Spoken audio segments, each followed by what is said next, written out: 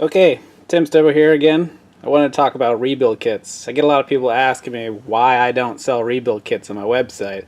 Well, I'm not a big kit pusher because I think it takes a lot more tools to rebuild the turbo properly. There's some kit pushers out there that they're trying to make a lot of money off it, so they sell the lowest quality kit, pretty much relying on the fact that you don't know how to rebuild a turbocharger properly. And the standard kit, about 80% of the time when they come into my shop, the turbocharger is going to need more than just a standard kit as far as better piston rings, larger piston rings, oversized bearings and stuff like that. So I just wanted to focus on one end of it, is the piston rings and the turbine seal. If you look here, this is a basic TD04 turbocharger shaft that when you pull it directly out of the cartridge, this is what it's going to look like. You're going to have a heavy buildup of carbon, you're going to have a piston ring group. This compresses in when it's in the turbocharger and stays in the same spot as the rest of the shaft rotates around it.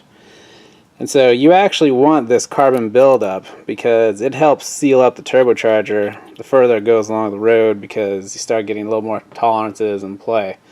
So it's actually a carbon barrier that will maintain a lot of the oil consumption. When you clean the turbocharger up, it should look just like this. Have clean lines right here and here. Both of these surface walls are going to be parallel. You're going to have nice sharp edges on the corners here. The piston ring will drop right into it.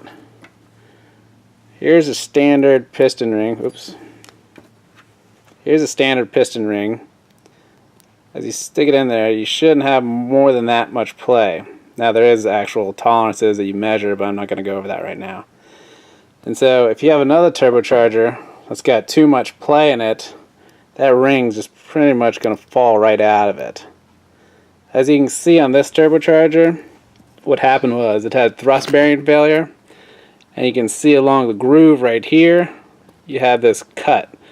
That cut usually comes from the shaft going in and out, too much side to side play on the journal bearings, or if you have too much carbon buildup, that carbon will actually cut the shaft right there.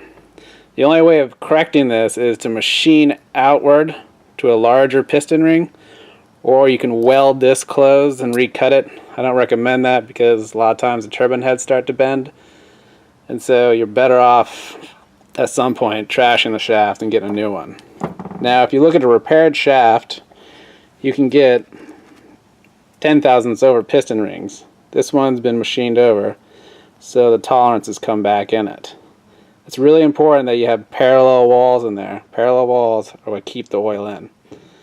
Another way to seal up a turbocharger a little better than stock is to use gapless piston rings. You still need the correct tolerances though.